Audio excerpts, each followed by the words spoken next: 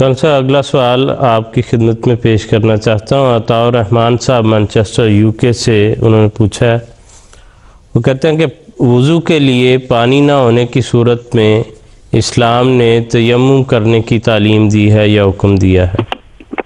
کہتے ہیں اس میں کیا حکمت ہے، کیونکہ بظاہر یہ عمل بے فائدہ لگتا ہے، اس طرح پاکیزگی جیسے پانی سے دھو کر پاکیزگی حاصل ہوتی ہے وہ اس سے بظاہر نظر نہیں آتی، تو پھر اس کا مقصد کیا ہے؟ جی، بات یہ ہے کہ وضو محض صفائی کی خاطر نہیں، کیونکہ اگر وضو کا مقصد وضو کے اعضاء کی صفائی ہوتا صرف، تو پھر جو لوگ ایسے علاقوں میں ہیں جہاں گرد و غبار نہیں اڑتی، یا دفاتر میں دروازے کھڑکیاں بند ہیں، AC لگے ہوئے ہیں، ان کو ان کے اعضاء وضو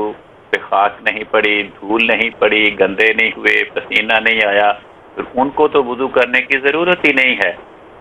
یہ ایک ثانوی چیز ہے صفائی، ورنہ اصل مقصود یہ ہے کہ انسان نماز کے لیے جب وضو کرتا ہے اس کے کئی مقاصد ہیں۔ سب سے بنیادی یہ ہے کہ انسان ذہنی طور پہ خدا کے حضور تیار ہو رہا ہوتا ہے۔ اگر پانی میسر ہے تو فرمایا پانی کے ساتھ وضو کرو تاکہ تم خدا کے حضور نماز کے لیے ذہنی طور پہ اپنے آپ کو تیار کر سکو۔ اب میں نماز کے لیے ایک تیاری کر رہا ہوں، اور اگر پانی میسر نہیں یا ایسے حالات ہیں کہ پانی کا استعمال نہیں کرنا، تو پھر خدا تعالیٰ نے فرمایا کہ تیمم کر لو۔ اپنے ذہن کو اس بات پہ آمادہ کر لو کہ اب پانی تو مجھے میسر نہیں، یا کسی سبب کی بنا پہ میں نے پانی کو استعمال نہیں کرنا، تو اب میں تیمم کو سمبل کے طور پہ کر رہا ہوں تاکہ میں ذہنی طور پہ تیاری کا اظہار کروں کہ اے خدا میں تیرے حضور عبادت کے لیے اپنے آپ کو تیار کروں۔ جی ٹھیک ہے، کل سے بہت شکریہ، جزاکم اللہ خیر۔